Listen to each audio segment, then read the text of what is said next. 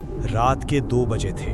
चारों तरफ सन्नाटा था, सिर्फ पत्तों की सरसराहट और दूर कहीं उल्लू की डरावनी आवाज।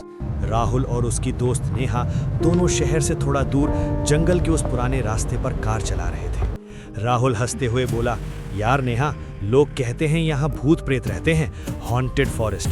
चल अंदर चलकर देखते हैं, बस एक सेल्फी के लिए। नेहा थोड़ी डरी हुई थी, लेकिन दोस्ती के चक्कर में हामी भर दी।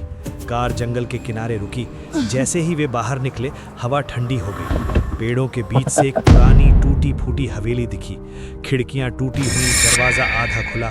अंदर से हल्की हल्की रोशनी आ रही थी, जैसे कोई मोमबत्ती जल रही हो। वे दोनों अंदर घुसे। फर्श पर धूल जमी हुई थी, दीवारों पर पुरानी तस्वीरें लटकी थीं। अचानक नेहा ने चीख मारी, राहुल ये देखो! एक पुरानी किताब खुली पड़ी थी, जिसमें लिखा था, जो भी इस हवेली में रात गुजारेगा वो डायन की भेंट चढ़ जाएगा। राहुल हंसा, अरे ये सब लोकल कहानियां हैं। लेकिन तभी कमरे का तापमान और गिर गया। दरवाजा अपने आप बंद हो गया। बाहर से पवन का शोर सुनाई दिया, जैसे कोई औरत रो रही हो। वे दोनों भागने लगे, लेकिन जंगल में रास्ता गुम हो चुका था।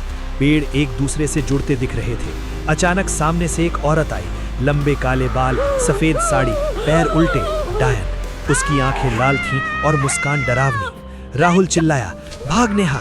लेकिन डायन ने हाथ बढ़ाया और नेहा को अपनी तरफ खींचने लगी। राहुल ने पास पड़ा लकड़ी का टुकड़ा उठाया और डायन पर वार किया। डायन चीखी और गायब हो गई। लेकिन अब जंगल में और भी छायाएं दिखने लगीं, भूतिया आकृतियां, जानवरों जैसे राक्षसी चेहरे जो पेड़ों से निकल रहे थे। दोनों भागते भागते थक गए। तभी नेहा रुक गई। उसने राहुल की तरफ देखा और धीरे से बोली, राहुल मुझे कुछ बताना है। राहुल हैरान हुआ।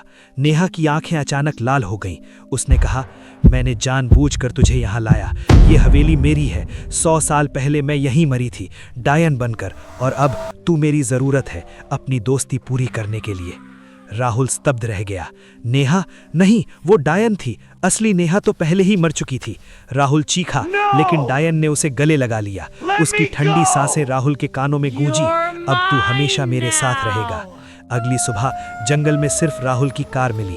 दरवाजा खुला था, अंदर कोई नहीं था। लेकिन स्थानीय लोग आज भी कहते हैं, रात में अगर कोई उस हवेली के पास जाता है तो 2 आवाजें सुनाई देती हैं, एक लड़के की चीख और एक औरत की हंसी।